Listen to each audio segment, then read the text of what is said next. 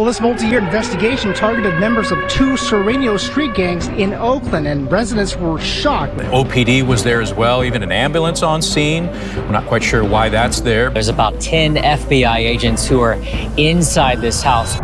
FBI agents and local authorities executed one of the largest coordinated operations ever carried out across Oakland's neighborhoods, marking the conclusion of a 4-year joint investigation into one of Northern California's most violent and deeply entrenched criminal organizations.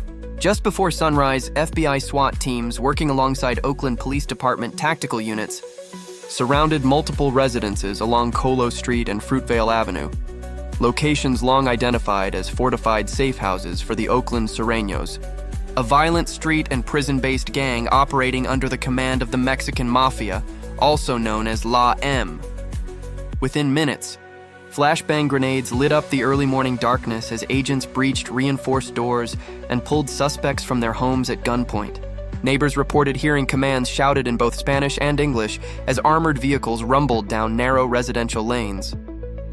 By daybreak, 9 suspected gang members were in custody, including several mid-level shot callers and street enforcers. 2 additional members were already serving time in state facilities, while 1 fugitive remains on the run. Officials described the operation as the final phase of a multi-year investigation that dismantled a Mexican Mafia satellite organization linked to 2 murders, 3 attempted murders, and extensive narcotics and firearms trafficking throughout the East Bay. According to the FBI, the Oakland Sureños acted as a northern extension of the Mexican Mafia's prison-based command structure, funneling drug profits, weapons, and resources back into California's correctional system to sustain leaders incarcerated inside high-security facilities. One official described the group's actions as extremely dangerous, adding that the shootings tied to this network spread across our entire community, putting countless lives at risk. The Mexican Mafia, known as La M, maintains strict and violent control over affiliated Hispanic gangs throughout California, collecting mandatory taxes from street-level members and using brutal enforcement to ensure compliance.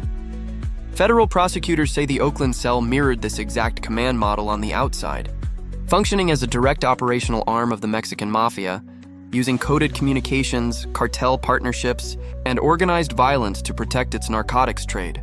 Court filings reveal the gang's power base revolved around 2 dominant cliques, the San Antonio Park, SAP clique, and the Southside Locos, SSL 502. These factions divided East Oakland's neighborhoods as if they were military sectors, transforming public areas such as Estuary Park and Arroyo Viejo Park into open-air drug markets and zones of intimidation. SAP members maintained lookout posts and used encrypted group chats to report police movement in real time. Meanwhile, SSL 502 oversaw firearm storage and recruited minors to handle low-level drug distribution. Residents described years of fear, nightly gunfire, the extortion of small businesses, and graffiti warnings that made clear who controlled each block. According to federal investigators, the Sureños weren't just street dealers, they were a fully organized supply chain, moving methamphetamine, fentanyl, cocaine, and heroin through Oakland and into neighboring cities. All of it, authorities say, operated under direct orders from prison, transmitted through contraband cell phones and coded messages. Agents emphasized that the Oakland branch served both as an armory and a distribution hub for the broader Mexican Mafia enterprise. Weapons seized in previous operations across Los Angeles, Stockton, and Modesto were traced back to the same Oakland-based network, now dismantled in the Bay Area. This was not an isolated crew, one FBI official stated. They were soldiers answering to a command structure that extends from the cell blocks of Pelican Bay to the street corners of East Oakland. Officials credited the success of the operation to years of coordinated surveillance, wiretaps, and undercover work that mapped out the gang's leadership hierarchy and its direct connections to cartel suppliers funneling narcotics up from Mexico through Southern California. The morning's arrests effectively decapitated the Oakland Sureños leadership, cutting off what authorities describe as the last remaining Mexican Mafia enforcement line in Northern California. For years, investigators say, the Oakland Sureños ruled East Oakland through fear, extortion, and relentless violence, treating public parks, apartment complexes, and even school zones as territories in a larger criminal chess game. Federal filings outline how the gang divided its territory into separate cliques, each reporting directly to imprisoned Mexican Mafia leaders. The San Antonio Park clique operated from the heart of East Oakland, turning playgrounds and basketball courts into open-air narcotics markets. Meanwhile, the Southside Locos expanded southward, seizing control of areas around 72nd Avenue, Arroyo Viejo Park, and key corridors near International Boulevard. Both cliques fortified their command post with armed lookouts, gang associates, and street enforcers. Locals lived under constant pressure, forced to pay street taxes, surrender portions of their income, or remain silent. Graffiti tags on walls and curbs weren't random markings. They were warnings. Residents understood exactly which blocks belonged to the Mexican Mafia's street arm and what defiance would cost. That cost, investigators say, was human life. Federal prosecutors tied the Oakland Sureños to 2 execution-style murders and 3 attempted murders between 2018 and 2021. Victims included rival gang members, defectors, and civilians accused of disrespecting the organization. Ballistic analysis linked most of these shootings to handguns traced back to cartel-connected suppliers in Southern California. Investigators determined that the kill orders, known as green lights, originated from prison, transmitted through coded letters and contraband cell phones smuggled into facilities like Pelican Bay, Corcoran, and Folsom State Prison. Those green lights authorized local enforcers to carry out shootings or beatings on behalf of La M. In several instances, gang members reportedly used encrypted messaging apps to confirm successful attacks to imprisoned shot callers. Officials say these communications provide undeniable proof that the Oakland Sureños operated as a paramilitary extension of the Mexican Mafia, not as a loose collection of street criminals. When the raids concluded, agents uncovered an arsenal that revealed just how heavily armed the network had become. Inside stash houses on Fruitvale Avenue and East 31st Street, FBI evidence teams recovered multiple AR-15 rifles, shotguns, handguns with extended magazines, and ballistic vests. The seizures also included pounds of methamphetamine, cocaine, fentanyl, and heroin, alongside ledgers documenting drug transactions, prison tax payments, and coded initials identifying buyers and runners. Officials say the operation marks a decisive victory in a long and dangerous battle, one that has now dismantled the last major Mexican Mafia-linked network in Northern California. Some of the weapons recovered in the raids were later traced to murders in Los Angeles and Modesto, linking the Oakland cell directly to wider cartel supply chains. Investigators described the operation as a hybrid pipeline, a fusion of street gang manpower, cartel financing, and prison-based command. Federal agents say the Sureños' profits were funneled back to imprisoned Mexican Mafia leaders through a variety of covert methods. Kites and coded notes passed through the mail, money drops arranged by family members and girlfriends, and the use of shell businesses to launder cash. According to investigators, La M, the Mexican Mafia, operates as a national network overseeing thousands of Hispanic gangs across the western United States under a single, centralized command structure. Each local faction owes allegiance and regular payments to incarcerated leaders, often described as generals or shot callers. In return for protection and status, these groups enforce discipline and eliminate rivals. Those who fail to pay taxes or obey orders face immediate, often lethal consequences either on the street or inside prison walls. At a press briefing, one official left little doubt about the organization's nature. The Mexican Mafia is not merely a gang, it is a criminal army.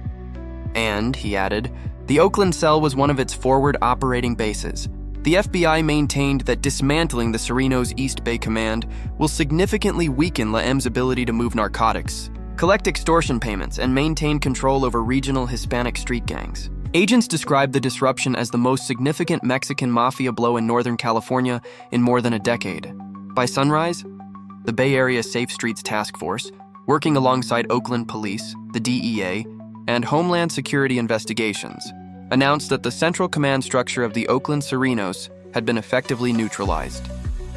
8 tactical teams executed 16 federal search and arrest warrants simultaneously, striking homes, garages, and gang-controlled storefronts across East Oakland and neighboring San Leandro.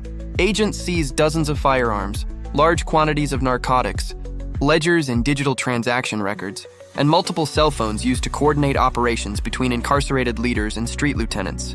Inside one safe house, investigators discovered a bulletproof vest embroidered with La Ma Norte, a symbol federal officials called an unmistakable declaration of allegiance to the prison empire. FBI Assistant Director A. Quill Davis said the morning's raids amounted to a death blow for the Mexican Mafia's Northern California command. The coordinated action, he said, severed both the supply chain and the communications that linked Oakland's Sureño faction to imprisoned La M generals. Their hierarchy is broken, Davis said. Their shooters are in custody. Their supply line is now in federal hands. This is the end of the Oakland Sureños. At a later press conference, U.S. Attorney Craig H. Masakian described the takedown as one of the largest indictments tied to the Mexican Mafia in Bay Area history. The 9 defendants charged face a sweeping federal indictment brought under the Racketeer-Influenced and Corrupt Organizations (RICO) Act, a statute designed to dismantle criminal enterprises by prosecuting leaders, not just low-level operators. The charges include murder, attempted murder, conspiracy to traffic narcotics, and possession of firearms by felons. Prosecutors detailed how gang leaders allegedly ordered killings from behind bars, laundered drug profits through relatives and shell companies, and collected taxes to maintain their standing within La M. Oakland residents deserve safe neighborhoods, not ones ruled by fear and cartel-backed killers, Masakian said, adding that the Justice Department has made clear it will not tolerate such operations. From Washington, the Attorney General called the operation a decisive message to transnational gangs that believe they can operate with impunity inside U.S. borders. Officials emphasized that the federal campaign that produced this investigation will continue to target Mexican Mafia-linked Sureño operations across the western United States. Behind courtroom filings and press statements, federal analysts are now combing through the financial and digital remains of the gang's empire. Evidence extracted from encrypted devices shows the Oakland Sureños maintained ongoing, coded communications with incarcerated members at high-security facilities, including Pelican Bay, Corcoran, and Folsom State Prison, using slang and intermediaries to route cash through third-party accounts.